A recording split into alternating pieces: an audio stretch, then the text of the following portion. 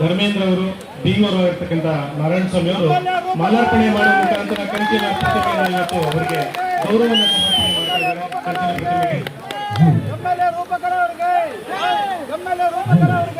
ಕಂಚಿನ ಪ್ರತಿಮೆಗೆ ನಗರಕ್ಕೆ ಈ ದಿನ ಒಂದು ಸಂತಸದ ದಿನ ಅಂತಾನೆ ಹೇಳ್ಬೋದು. ಯಾಕೆಂದ್ರೆ ಒಂದು ಕನಸಾಗಿತ್ತು, ಇಲ್ಲಿ ಒಂದು ಕಂಚಿನ ಪ್ರತಿಮೆಯನ್ನ ಎಲ್ಲರೂ ಕೂಡ ಒಂದು ಪ್ರತಿಷ್ಠಾಪನೆ ಮಾಡಬೇಕು ಅಂತಕ್ಕಂಥದ್ದು. ಈ ದಿನ ಆಗಸ್ಟ್ 5, 2026 ಆಗಸ್ಟ್ 15 ಒಳಗಡೆ ಮಾಡಬೇಕು ಅಂತ ಏನೋ ತೀರ್ಮಾನ ಆಗಿತ್ತು. ಅದರ ಪ್ರಕಾರ ನಮ್ಮ ಶಾಸಕರು ಈ ದಿನ ಎಲ್ಲರ ಒಂದು ಆಸೆ ಏನಿತ್ತು, ಈಗ ಬೇಡಿಕೆಯನ್ನ ಈಡೇರಿಸಿದ್ದಾರೆ. ಅವರಿಗೆ ನಿಮ್ಮೆಲ್ಲರ ಪರವಾಗಿ, ಕೆಜಿಎಫ್ ತಾಲೂಕಿನ ಪ್ರತಿಯೊಬ್ಬ ನಾಗರಿಕರ ಪರವಾಗಿ, ದಲಿತ ಸಂಘಟನೆಗಳ ಪರವಾಗಿ ಅವರಿಗೆ ಹೃದಯಪೂರ್ವಕ ಧನ್ಯವಾದಗಳನ್ನು ಅರ್ಪಿಸ್ತಾ ಇದ್ದೇವೆ.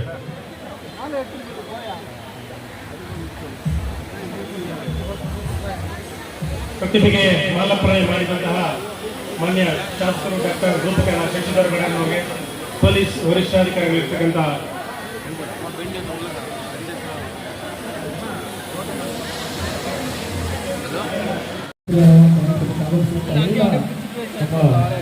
ಕ್ಷೇತ್ರದ ಹಾಗೂ ಎಲ್ಲ ತಾಲೂಕಿನ ದಲಿತ ಸಂಘಟನೆಗಳ ಪದಾಧಿಕಾರಿಗಳು ನಿಮ್ಮ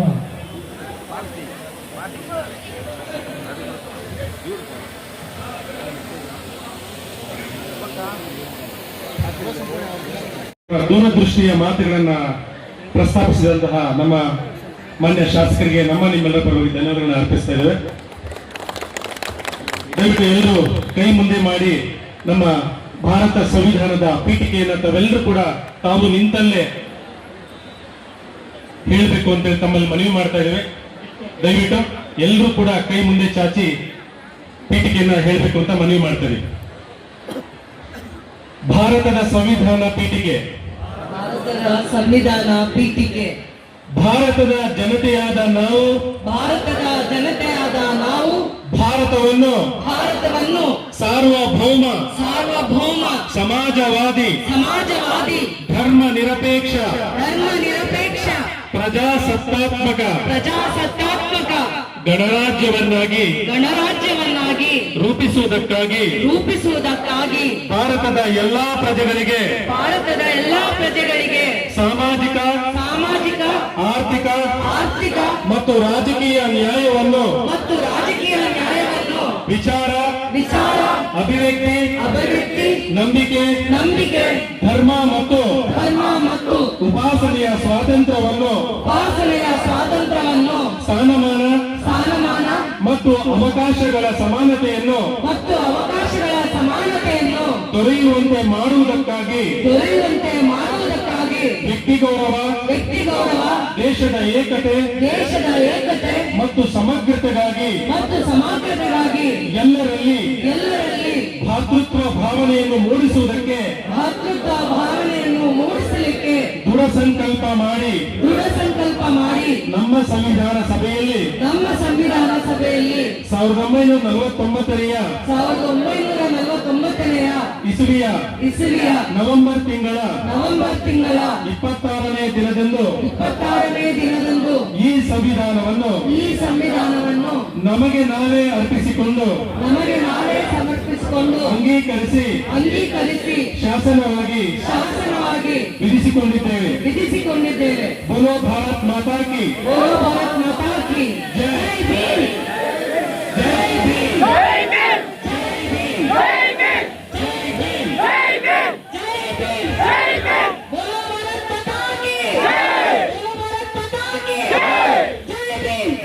ಅಂಬೇಡ್ಕರ್ ಅಭಿಮಾನ ಸಂಘಕ್ಕೆ ಧನ್ಯವಾದಗಳನ್ನ ಹೇಳ್ತಾ,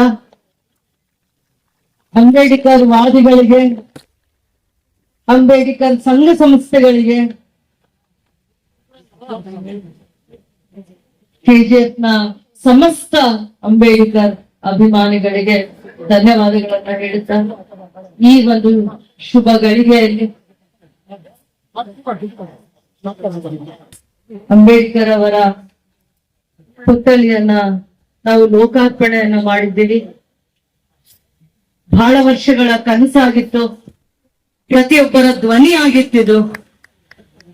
ಅಂಬೇಡ್ಕರ್ ಅವರು ಯಾವ ಕಾರ್ಮಿಕರ ನೋವನ್ನ ಕಣ್ಣೀರನ್ನ ಒರೆಸ್ಲಿಕ್ಕೆ ಕೆಜಿಎಫ್ಗೆ ಟ್ರೈನ್ ಮುಖಾಂತರ ಪಾದಾರ್ಪಣೆ ಮಾಡಿರ್ತಾರೆ, ಆ ಭೂಮಿ ಸ್ಪರ್ಶ ಮಾಡಿರ್ತಾರೆ ಕೆಜಿಎಫ್ ನೆಲವನ್ನ. ಇವತ್ತು ಧನ್ಯವಾಯ್ತು. ಯಾವ ಕಾರ್ಮಿಕರಿಗೆ ಧ್ವನಿ ಆಗ್ಬೇಕು, ಶಕ್ತಿ ಆಗ್ಬೇಕು, ಅವರ ನೋವಿಗೆ ಧ್ವನಿಗೂಡಿಸ್ಬೇಕು ಅಂತ ಅವರು ಇವಾಗ man of depressed class, labour class, highest qualification ಮಾಡ್ತಾರೆ. 32 ಡಿಗ್ರೀಸ್ ನ ಓದ್ತಾರೆ, 32 ಡಿಗ್ರೀಸ್ ನ ಗ್ರಾಜುಯೇಟ್ ಮಾಡ್ತಾರೆ, 4 PhD ಅನ್ನ ಮಾಡ್ತಾರೆ.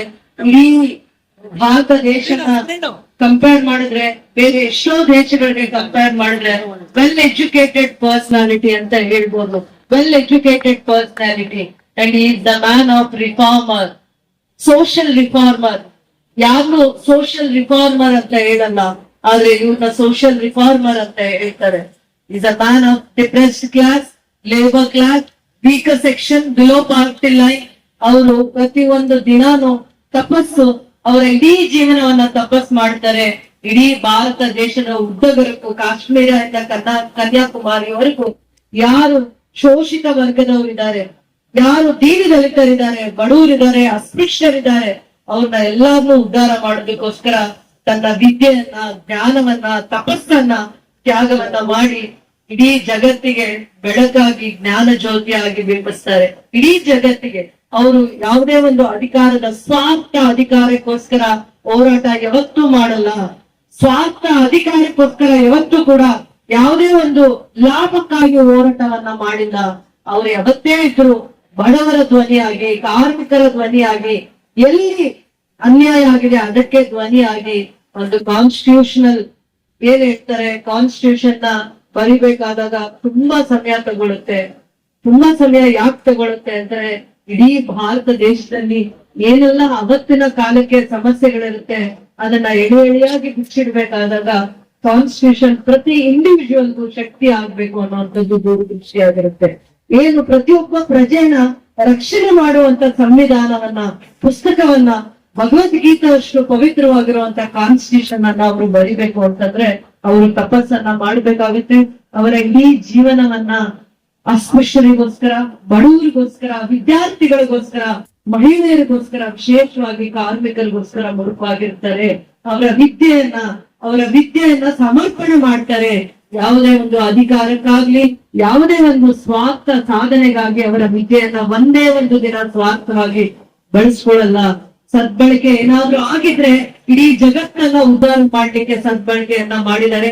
ಅಂತ ಒಂದು ಮಹಾತ್ಮರನ್ನ ನಾವು ಇವತ್ತು ನಗರಸಭೆಯ ಮುಂಭಾಗದಲ್ಲಿ ಅವರ ಪುತ್ತಿಗೆಯನ್ನ ಲೋಕಾರ್ಪಣೆ ಮಾಡಿದೀವಿ, ಅನಾವರಣ ಮಾಡಿದೀವಿ.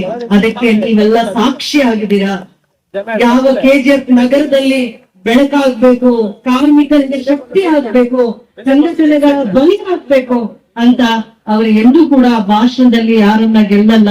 ಅವ್ರು ಪ್ರತಿ ಹಂತದಲ್ಲೂ ಪ್ರತಿಯೊಬ್ಬ ವ್ಯಕ್ತಿಗೆ, ಅನ್ಯಾಯ ನಡೆಯುವಂತ ವ್ಯಕ್ತಿಗೆ ಧ್ವನಿಯಾಗಿ ನಿಲ್ಲಕ್ಕೆ, ಪ್ರತಿ ಹಂತದಲ್ಲೂ ಇಡೀ ದೇಶನ ಸುಭದ್ರವಾಗಿ ಕಟ್ಲಿಕ್ಕೆ ಕಾನ್ಸ್ಟಿಟ್ಯೂಷನ್ ಮುಖಾಂತರ ಪ್ರತಿಯೊಬ್ಬ ವಿದ್ಯಾರ್ಥಿಯಲ್ಲೂ, ಪ್ರತಿಯೊಬ್ಬ ಸಂಘಟನೆಕಾರರಲ್ಲೂ ಅಂಬೇಡ್ಕರ್ ತತ್ವಗಳನ್ನ ಬೋಧಿಸುವವರ ಹತ್ರ ಮತ್ತೆ ಅವರನ್ನ ಪರಿಪಾಲನೆ ಮಾಡೋರ ಹತ್ರ ಅವರು ಶಕ್ತಿಯಾಗಿ ನಿಲ್ಲುವಂತ ಪ್ರಯತ್ನ ಮಾಡ್ತಾರೆ. ಯಾವುದೇ ಒಂದು ವಿಚಾರಗಳನ್ನ ತಗೊಂಡಾಗ ಸ್ವಾರ್ಥ ವಿಚಾರಣೆ ಎಲ್ಲಿರುತ್ತೆ ಅಲ್ಲಿ ನಾವು ಅಂಬೇಡ್ಕರ್ ಅವರನ್ನ ಗುರುತಿಸ್ಬೋದು. ಸಮಾಜದ ಮುಖಿಯಾಗಿ ಕೆಲಸ ಮಾಡಿದ್ದಾರೆ. ಅದಕ್ಕೆ ಅವ್ರನ್ನ ಸೋಷಿಯಲ್ ರಿಫಾರ್ಮಿಸ್ಟ್ ಅಂತ ಕರೀತಾರೆ. ಸೋಷಿಯಲ್ ರಿಫಾರ್ಮಿಸ್ಟ್ ಅಂದ್ರೆ ಸಮಾನತೆ ಅಂತ. ಹಿಂದೆ ನಾವು ಕಾರ್ಮಿಕರಿಗೆ ಟೈಮಿಂಗ್ಸ್ ಇರಲ್ಲ, 12 ಅವರ್ಸ್ ಮೇಲೆ ಕೆಲಸ ಮಾಡ್ತಾ ಇರ್ತಾರೆ. ಕಾರ್ಮಿಕ ವರ್ಗದವರು, ಲೇಬರ್ ಕ್ಲಾಸ್ ಅನ್ನೋರಿಗೆ 12 to 14 ಅವರ್ಸ್ ಇರುತ್ತೆ. ನಮ್ ದೇಶದಲ್ಲೇ ಅಲ್ಲ, ಬೇರೆ ದೇಶದಲ್ಲೂ ಕೂಡ. ಫಸ್ಟ್ ಮ್ಯಾಗ್ನಾ ಕಾರ್ಟಾ ಅನ್ನುವಂತ ಸಂವಿಧಾನನ ಫಾಲೋ ಮಾಡ್ತಾ ಇದ್ರು. ಬೇರೆ ಕಂಟ್ರೀಸ್ ಯಾವ್ದು ಮಾಡ್ತಾ ಇದ್ರು ಅಂದ್ರೆ, ಆಮೇಲೆ ಅಮೆರಿಕ ಆಗಿರ್ಲಿ, ಅದಕ್ಕಿಂತ ಮುಂಚೆ ಬೇರೆ ಕಂಟ್ರೀಸ್, ಅಮೆರಿಕನ್ ಕಂಟ್ರೀಸ್ ಜೊತೆಯಲ್ಲಿ ಬೇರೆ ಬೇರೆ countries 500 years, 600 years, 700 years before constitution Magna Carta ಅಂತ ಒಂದು ಅವ್ರದೇ ಆದ ಪ್ರಿನ್ಸಿಪಲ್ಸ್, ಎಥಿಕ್ಸ್ ನ ಫಾಲೋ ಮಾಡ್ತಾ ಇದ್ರು. ಆದ್ರೆ ಇಲ್ಲಿ ಈಕ್ವಾಲಿಟಿ ಇರ್ಲಿಲ್ಲ, ಸೋಶಿಯಾಲಿಟಿ ಇರ್ಲಿಲ್ಲ, ಈಕ್ವಲ್ ರೆಪ್ರೆಸೆಂಟೇಷನ್ಸ್ ಇರ್ಲಿಲ್ಲ, ಈಕ್ವಲ್ ಪೇ ಇರ್ಲಿಲ್ಲ. ಇಂಥದನ್ನೆಲ್ಲ ಪದೇ ಪದೇ ಅವರ ವಿಚಾರಣೆ ಮಾಡಿ ಬೇರೆ ದೇಶದಲ್ಲಿ ಆಗಿರುವಂತ ಲೋಪದೋಷಗಳು, ಆಮೇಲೆ ಲೇಬರ್ ರೆವಲ್ಯೂಷನ್, ಏನಕ್ಕೆ ರೆವಲ್ಯೂಷನ್ಸ್ ಆಗ್ತಾ ಇತ್ತು ಬೇರೆ ಕಂಟ್ರಿಯಲ್ಲಿ, ಲೇಬರ್ ರೆವಲ್ಯೂಷನ್ಸ್ ಆಗಕ್ಕೆ ಏನ್ ಕಾರಣ ಇಂಥದನ್ನೆಲ್ಲ ಬಹಳ ಸುದೀರ್ಘವಾಗಿರುವಂತ ಚರ್ಚೆ ಮಾಡಿ ಅವರ ಅಧ್ಯಯನ ಮಾಡಿ ಕೊನೆಗೆ ಭಾರತ ದೇಶಕ್ಕೆ ಪವಿತ್ರವಾಗಿರುವಂತ ಸಂವಿಧಾನವನ್ನ ಮಾಡ್ತಾರೆ. ಆ ಸಂವಿಧಾನ ಕಾನ್ಸ್ಟಿಟ್ಯೂಟ್ ಮಾಡುವಾಗ ಎಲ್ಲ ಸಮಾಜದ ಗಣ್ಯರು ಕೂಡ ಭಾಗವಹಿಸ್ತಾರೆ, ಎಲ್ಲ ಸಮಾಜದ ಗಣ್ಯರು ಪ್ರೋತ್ಸಾಹಿಸ್ತಾರೆ, ಗೌರವಿಸ್ತಾರೆ. ಭಾರತದ ಪ್ರತಿಯೊಬ್ಬ ಪ್ರಜೆಗೆ ಸಂವಿಧಾನ ಶಕ್ತಿ ಆಗುತ್ತೆ, ಧ್ವನಿ ಆಗುತ್ತೆ. ಅದಾದ್ಮೇಲೆ ಅವಕಾಶವನ್ನ ತಂದುಕೊಡುತ್ತೆ. ಭಾರತದ ಪ್ರತಿಯೊಂದು ಪ್ರಜೆಗೆ ಅವಕಾಶ ಏನಾದ್ರೂ ಕೊಡುತ್ತೆ, ಲಿಬರ್ಟಿ ಆಫ್ ರೈಟ್ಸ್ ಅಂತ ಏನಾದ್ರೂ ಕೊಡುತ್ತೆ ಅಂದ್ರೆ ಅದು ಸಂವಿಧಾನ ಮಾತ್ರ ಅನ್ನುವಂಥದ್ದನ್ನ ಪದೇ ಪದೇ ಎತ್ತಿ ಹಿಡಿಯುವಂತ ಮಾಡುತ್ತೆ. KGF ಅಲ್ಲಿ ನಾವ್ ಏನೇ ಮಾಡಿದ್ರು ಅಂಬೇಡ್ಕರ್ ಅವರಿಗೆ ಸೇವೆ ಮಾಡಿರುವಂತದನ್ನ ಮಾತ್ರ ಅರ್ಥ ಮಾಡ್ಕೋಬೇಕು. ಯಾವುದೇ ಒಂದು ಸ್ವಾರ್ಥವಾದ ನಿಲುವು ಇಲ್ಲ ಅನ್ನುವಂತ ಸಂದೇಶವನ್ನ ನಾವು ಸಾರಬೇಕಾಗುತ್ತೆ ಅಂತ ಹೇಳ್ತಾ 2 ವಿಚಾರಗಳು ಮಾತ್ರ ನಾನು ಇವತ್ತು ಬಂದಿರುವಂತವ್ರಿಗೆ ಹೇಳ್ತೇನೆ. ಕಾರ್ಮಿಕರಿಗೆ ಅವರಿಗೆ ವಿಶೇಷವಾಗಿರುವಂತ ಗೌರವವನ್ನ ಅಂಬೇಡ್ಕರ್ ಅವರ ಮಹಾನ್, ಯಾಕೆ ನಾವು ಇವತ್ತು ಅವರನ್ನ ಅತಿ ಎತ್ತರದ ಸ್ಥಾನದಲ್ಲಿ ನೋಡ್ತೀವಿ ಅಂದ್ರೆ ಪ್ರತಿಯೊಬ್ಬ ಕಷ್ಟಜೀವಿ ಸ್ವಯಂ ಕೃಷಿಯ ಬರೀ ನೋವನ್ನ ನೋಡಿ ಬೆಳೆದಿರುವಂತವ್ರು. ಅವರ ಇಡೀ ಜೀವನ ನಮಗೆ ಪಾಠ ಆಗ್ಬೇಕು. ಅವ್ರ ಇಡೀ ಜೀವನ, ಅವರ ಜೀವನದಲ್ಲಿ ಅನುಭವಿಸಿರುವಂತ ನರಕ ಇನ್ಯಾರು ಕೂಡ ಅನುಭವಿಸ್ಲಿಕ್ಕೆ ಸಾಧ್ಯ ಆಗಲ್ಲ. ಅವರ ಇಡೀ ಜೀವನ ನಮ್ಮೆಲ್ಲರ ದಾರಿದೀಪ ಆಗ್ಬೇಕು, ನಮಗೆ ಒಂದು ರೋಲ್ ಮಾಡೆಲ್ ಆಗ್ಬೇಕು ಅಂತಂದಾಗ ಒಂದು ಚಿಕ್ಕ ವಿಚಾರವನ್ನ ನಾನು ಹೇಳಲಿಕ್ಕೆ ಇಷ್ಟಪಡ್ತೇನೆ. ಇವತ್ತು ಒಂದು ಎಜುಕೇಶನ್ ಬರೀ ನಮ್ಮನ್ನ ಸದೃಢ ಮಾಡ್ಕೊಳಕ್ಕಲ್ಲ. ಎಜುಕೇಶನ್ ಪ್ರತಿಯೊಬ್ಬ ಪ್ರಜೆಯ ಜೀವನ, ಬದುಕು, ನಿರ್ಧಾರಗಳು, ಮತ್ತೆ ನಾವು ಯಾವುದನ್ನ ಗೌರವಿಸ್ಬೇಕು, ಯಾವುದನ್ನ ಜೊತೆಯಲ್ಲಿ ನಿಲ್ಬೇಕು ಅನ್ನುವಂತ ವಿಚಾರಗಳಿಗೆ ವಿದ್ಯೆ ನಮ್ಗೆ ಬಹಳ ಸಂಸ್ಕಾರವನ್ನ ಕೊಡುತ್ತೆ. ಆ ವಿದ್ಯೆಗೆ ಜಾಸ್ತಿ ಮಹತ್ವವನ್ನ ಕೊಡ್ಬೇಕು. ಮತ್ತೆ ಎಲ್ಲರಿಗೂ ಸಮಾನವಾಗಿರುವಂತ ವಿದ್ಯೆ ಅವಕಾಶಗಳನ್ನ ಕೊಡ್ಬೇಕು. ಹೆಣ್ಮಕ್ಳಿಗೆ ವಿಶೇಷವಾಗಿ ಇವತ್ತು ನಾವು ಮಾತಾಡ್ಲಿಕ್ಕೆ, ಓದ್ಕೊಳ್ಲಿಕ್ಕೆ, ಮತ್ತೆ ಸಮಾನವಾದ ಅವಕಾಶಗಳನ್ನ ಕೇಳಲಿಕ್ಕೆ ನಮಗೇನಾದ್ರೂ ತಂದೆ ಯಾರಾದ್ರೂ ಇದ್ರೆ ಆ ಹೆಣ್ಮಕ್ಳಿಗೆ ಇಡೀ ಭಾರತ ದೇಶದಲ್ಲಿ ಮನುಕುಲದಲ್ಲಿ ಹೆಣ್ಮಕ್ಳಿಗೆ ವಿದ್ಯಾ ಸ್ವಾತಂತ್ರ್ಯ, ವೃತ್ತಿ ಸ್ವಾತಂತ್ರ್ಯ, ಅವಕಾಶದ ಸ್ವಾತಂತ್ರ್ಯ ಏನಾದ್ರೂ ತಂದ್ಕೊಟ್ಟಿದ್ದಾರೆ ಅಂದ್ರೆ ಅದು ಬಾಬಾ ಸಾಹೇಬ್ ಅಂಬೇಡ್ಕರ್ ಅವರು ಮಾತ್ರ. ಇವತ್ತು ತಂದೆ ಆರ್ಮಿಯಲ್ಲಿ ಕೆಲಸ ಮಾಡ್ತಾ ಇರ್ತಾರೆ, ರಾಮ್ಜಿ ಸಟ್ಪಾಲ್ ಅವರು ತನ್ನ ಮಕ್ಕಳಿಗೆ ಒಳ್ಳೆ ವಿದ್ಯಾಭ್ಯಾಸ ಕೊಡಿಸ್ಬೇಕನ್ನುವಂತ ಪ್ರಿನ್ಸಿಪಲ್ಸ್ ತಂದೆಗಿರುತ್ತೆ. ರಾಮ್ಜಿ ಸಟ್ಪಾಲ್ ಅವ್ರಿಗೆ ತಾಯಿ ಮಗನನ್ನ ಭೀಮಾ ಅಂತ ಮುದ್ದಾಗಿ ಕರೀತಾ ಇರ್ತಾರೆ. ಮತ್ತೆ ಅವರು ವಿದ್ಯಾಭ್ಯಾಸಕ್ಕೆ ಹೋದಾಗ ಅವರಲ್ಲಿರುವಂತ ಸದ್ಗುಣಗಳನ್ನ ನೋಡಿ ಅವರ ಗುರುಗಳು ಅಂಬೇಡ್ಕರ್ ಅನ್ನೋ ಅವರ ಹೆಸರನ್ನೇ ತನ್ನ ಜೀವನದಲ್ಲಿ ಭೀಮಾ ಅನ್ನೋ ಚಿಕ್ಕ ಹುಡುಗನಿಗೆ ಅಂಬೇಡ್ಕರ್ ಅನ್ನೋ ಹೆಸರನ್ನ ಕೊಟ್ಟು ಬಿರುದನ್ನ ಕೊಡ್ತಾರೆ. ನನ್ನ ಹೆಸರು ನಿನ್ನಲ್ಲಿ ಇರ್ಲಿ ಅಂತ ಯಾರು ವಿದ್ಯಾದಾನ ಮಾಡಿರ್ತಾರೆ ಆ ಗುರುಗಳು ಅಂಬೇಡ್ಕರ್ ಅವ್ರಿಗೆ ಅವರ ಹೆಸರನ್ನ ಕೊಡ್ತಾರೆ, ನಾಮಾಂಕಿತ ಮಾಡ್ತಾರೆ. ತಂದೆಯ ಹೆಸರನ್ನ ಜೋಡಿಸಿ ಭೀಮರಾವ್ ಸತ್ಪಾಲ್ ಅಂತ ಕರೀತಾ ಇದ್ದಿದ್ದು. ಅಂದ್ರೆ ಅವರ ಎಲ್ಲಿ ಮಹಾರಾಷ್ಟ್ರದಲ್ಲಿ ಅವರ ಅಡ್ಮಿಷನ್ಸ್ ಎಲ್ಲ ಆಗಿದೆ ಮಧ್ಯಪ್ರದೇಶಲ್ಲಿ, ಆ ಜಾಗದಲ್ಲಿ ಅವರ ತಂದೆ ಹೆಸರನ್ನ ಇರ್ತಾರೆ. ಆ ತಂದೆ ಹೆಸರ ಜೊತೆಗೆ ಅಂಬೇಡ್ಕರ್ ಅವರ ಹೆಸರನ್ನ ಕೊಡ್ಬೇಕಂದ್ರೆ ಅವರ ಗುರುಗಳು ಅವರ ಹೆಸರನ್ನ ನಾಮಾಂಕಿತ ಮಾಡ್ತಾರೆ. ಯಾಕೆ ಅಂದ್ರೆ ಒಬ್ಬ ವಿದ್ಯಾರ್ಥಿಯ ಪ್ರತಿಭೆ ಅವತ್ತು ಆ ಗುರುಗಳಿಗೆ ಮಾತ್ರ ಇವರ ಸಾಧನೆ ಗೊತ್ತಾಗ್ತಾ ಇತ್ತು. ಅದಾದ್ಮೇಲೆ ಬರೋಡಾ ಮಹಾರಾಜರು ಸ್ಕಾಲರ್ಶಿಪ್ ಅನ್ನ ಕೊಟ್ಟಾಗ ಇವತ್ತು ಸರ್ಕಾರದ ಸ್ಕಾಲರ್ಶಿಪ್ ನಾವ್ ಯಾವ ರೀತಿ ಉಪಯೋಗ ಮಾಡ್ಕೋತಾ ಇದೀವಿ ಪ್ರತಿಯೊಂದು ಹೆಜ್ಜೆಯಲ್ಲೂ ಅರ್ಥ ಮಾಡ್ಕೋಬೇಕು. ಅಂದಿನ ಕಾಲದಲ್ಲಿ ಬರೋಡಾ ಮಹಾರಾಜರು ಏನು ಸ್ಕಾಲರ್ಶಿಪ್ ಕೊಟ್ಟಿರ್ತಾರೆ ಆ ಸ್ಕಾಲರ್ಶಿಪ್ ಇಂದ ಅವರು United States of America, London university, ಅವರು ಯಾವ್ಯಾವ್ದು ಕಂಟ್ರೀಸ್ಗೆ ಟ್ರಾವೆಲ್ ಮಾಡ್ತಾರೆ, ಹೈಯೆಸ್ಟ್ ಎಜುಕೇಶನ್ ನ ಮಾಡ್ತಾರೆ. ಸದಾಕಾಲ ಲೈಬ್ರರಿಯಲ್ಲಿ ಕುತ್ಕೊಂಡು ತನ್ನ ಇಡೀ ಜೀವನದಲ್ಲಿ ಜ್ಞಾನದ ಹಸಿವಿಂದ ಅವರು ಬೇರೆ ಯಾವುದೇ ಒಂದು, ಪ್ರತಿಯೊಬ್ಬರಿಗೆ ಬೇರೆ ಬೇರೆ ಆಸೆಗಳಿರುತ್ತೆ, ಆದ್ರೆ ಇವರಿಗೆ ಜ್ಞಾನದ ಆಸೆ, ಜ್ಞಾನದ ಕೊರತೆಯಿಂದ ಅವರು ಪ್ರತಿಯೊಂದು ದೇಶನ ಪ್ರವಾಸ ಮಾಡಿದ್ದಾರೆ. ಜ್ಞಾನದ ಹಸಿವಿಂದ ಬೇರೆ ದೇಶಗಳಿಗೆ ಪ್ರವಾಸ ಮಾಡಿದ್ದಾರೆ. ಜ್ಞಾನದ ಮಹತ್ವವನ್ನ ಅರಿತಾರೆ, ದೇಶಕ್ಕೆ ಜ್ಞಾನದ ಜ್ಯೋತಿಯಾಗಿ ಬೆಳಗ್ತಾರೆ ಅಂತ ಹೇಳಕ್ಕೆ ಇಷ್ಟಪಡ್ತೀನಿ. ಅಂತವರ ಸೇವೆಯ ಒಂದೇ ಒಂದು ಗುಣವನ್ನ ನಾನು ಮೈಗೂಡಿಸ್ಕೊಂಡಾಗ ನನಗೆ ಅರ್ಥ ಆಗಿದ್ದು, ಅನುಭವ ಆಗಿದ್ದು ಒಂದೇ ಒಂದು ವಿಚಾರ ಏನಂದ್ರೆ 1960s ಅಲ್ಲಿ 1964 ಅಲ್ಲಿ ಸರ್ಕಾರ ಕೆಜಿಎಫ್ ಅಲ್ಲಿ ಮೈನಿಂಗ್ ಅಲ್ಲಿ ಕೆಲಸ ಮಾಡುವಂತ ಕಾರ್ಮಿಕರಿಗೆ 1870 ಎಕರೆ ಜಾಗ ಕೊಡ್ತಾರೆ ಪಬ್ಲಿಕ್ ಸೆಕ್ಟರ್ಸ್ಗೆ ಅಂತ ಸರ್ಕಾರ. ಅವತ್ತಿನ ಸರ್ಕಾರ 1870 ಏಕರ್ಸ್ ಜಾಗ ಕೊಡ್ತಾರೆ. ಅದಾದ್ಮೇಲೆ ಫಸ್ಟ್ ಪಬ್ಲಿಕ್ ಸೆಕ್ಟರ್ ಬರುತ್ತೆ BML 1964 ಅಲ್ಲಿ. ಅದು ಇಡೀ 65 ಇಯರ್ಸ್ ಅಲ್ಲಿ ಉದ್ಯೋಗ ಕ್ರಾಂತಿಯನ್ನ ಕೊಟ್ಟಿರೋದು ಬರೀ 1350 ಪರ್ಮನೆಂಟ್ ಎಂಪ್ಲಾಯೀಸ್ ನ ಕೊಡ್ತಾರೆ. ಇಡೀ ದೇಶವ್ಯಾಪ್ತಿ ಉದ್ಯೋಗ ಏನಾದ್ರು 1850 ಏಕರ್ಸ್ ಕೊಟ್ಟಿರುವಂತ ಜಾಗದಲ್ಲಿ 1350 ಅಷ್ಟೇ ಪರ್ಮನೆಂಟ್ ಎಂಪ್ಲಾಯೀಸ್, ಕಾಂಟ್ರಾಕ್ಟ್ ಮೇಲೆ 3500 ಎಂಪ್ಲಾಯೀಸ್ ಗೆ ಕೊಡ್ತಾರೆ. ಪಾರದರ್ಶಕತೆ ಬಗ್ಗೆ ನಿಮ್ಗೆ ಹೇಳ್ತಾ ಇದ್ವಿ. ಅದಾದ್ಮೇಲೆ ಆಲ್ಮೋಸ್ಟ್ 65 ಇಯರ್ಸ್ ನಾವು ಏನು ಅನ್ಯುಟಿಲೈಸ್ಡ್ ಲ್ಯಾಂಡ್ BGML ಇಂದ ತಗೊಂಡಿರುವಂತ ಜಾಗದಲ್ಲಿ ಆಲ್ಮೋಸ್ಟ್ 25,000 ಎಂಪ್ಲಾಯ್ಮೆಂಟ್ ಆಪರ್ಚುನಿಟಿ ಕ್ರಿಯೇಟ್ ಮಾಡುವಂತ ಒಂದು ಸಾಧನೆ ಅವಕಾಶ ಯಾವಾಗ ಆಯ್ತು ಅಂದ್ರೆ ಅನ್ಯುಟಿಲೈಸ್ಡ್ ಲ್ಯಾಂಡ್ ಏನು BML ಇಂದ ನಾವು ವಾಪಸ್ ತಗೊಂಡಿದ್ವಿ. ಆ 978 ಏಕರ್ಸ್ ಅಲ್ಲಿ ಏಕರ್ಸ್ ಕಂಪನಿ, CZ ಕಂಪನಿ, ಆತರ ಮಲ್ಟಿ ಕಂಪನೀಸ್ ಅಲ್ಲಿ ಅಪ್ಲೈ ಮಾಡ್ಕೊಂಡು ಆಲ್ಮೋಸ್ಟ್ 18 to 20,000 ಉದ್ಯೋಗ ಆಪರ್ಚುನಿಟೀಸ್, ಜಾಬ್ ಆಪರ್ಚುನಿಟೀಸ್ ಅವಕಾಶ ಮಾಡುವಂತ BML ಇಂದ ವಾಪಸ್ ತಗೊಂಡಿರುವಂತ ಅನ್ಯುಟಿಲೈಸ್ಡ್ ಲ್ಯಾಂಡ್ ಅಲ್ಲಿ 60 ಇಯರ್ಸ್ ಆದ್ಮೇಲೆ ಇಂತ ಒಂದು ರೆವಲ್ಯೂಷನರಿ ಸ್ಟೆಪ್ ನಾವು ತಗೊಳ್ಳೋದಿಕ್ಕೆ ಅವಕಾಶ ಆಯ್ತು.